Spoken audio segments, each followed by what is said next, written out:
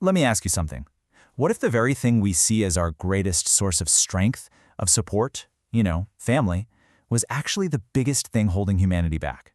I know it's a shocking idea, but it's the central question at the heart of the material we're breaking down today. So, are our most cherished bonds actually a trap? Okay, to even start to unpack this, we need to get on the same page about a crucial term from our source, emotional dependency. Now, we're not just talking about, needing someone's help. The text defines this as a system of mutual control, where our relationships, instead of freeing us, actually box us in, causing us to lose our sense of who we are and our own personal freedom. So, where's this dependency trap actually show up? Well, according to the source material, it's probably in more places than you'd first guess. Yeah, see, the text argues this dynamic isn't just about family. It's this pattern that can pop up all over the place, between parents and kids, husbands and wives, but also, get this, between teachers and students, and even between close friends. It's presented as a fundamental way we tend to structure our most important connections. And here's the real kicker. The source draws this super direct line between how much we rely on others and, well, how much of ourselves we lose. The argument is simple and it's stark. The more we depend on another person in this controlling way, the less we are truly ourselves. Okay, so how does this whole cycle actually work? Let's break it down using the main example from the source, the family. The source lays it out as this kind of feedback loop. It all starts when a parent controls a child. Okay, step 1. Step 2. That control makes the child lose their own sense of self.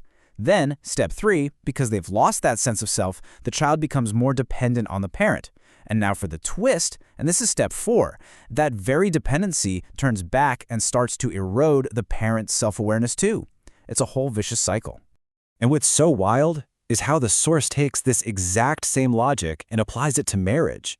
It's the same idea. The more one partner controls, the less self-aware the other becomes.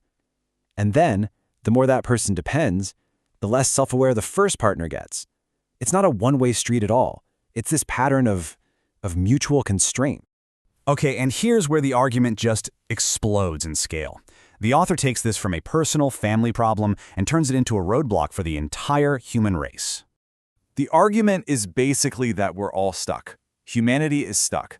As long as we're all tangled up in these webs of control and dependency, we as a species can't evolve. We can't reach what the source calls a higher state of civilization.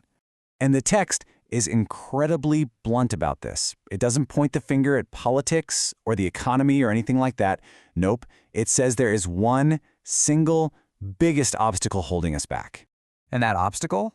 The family system itself. And wow, that really gets to the heart of it, doesn't it? It's not just saying some families are unhealthy. The source is claiming the entire structure of the family is the main thing holding humanity back. I mean, that is a seriously radical idea. Okay, so if the family is the big problem, what in the world is the solution? You can't just leave it at that, right? And the text doesn't. It doesn't just point out the problem, it actually proposes a complete overhaul of how we live. So you can see here, it's basically laying out a choice, 2 different models for humanity. On the one hand, you have our current family model, which it defines by things like inherited suffering and having your identity all wrapped up in other people. But on the other hand, you have this higher civilization, which is all about individual responsibility, emotional freedom, and true self-awareness. And to make this idea a little more real, the source lays out some ground rules for this new world. First, the family unit. It's gone. Abolished.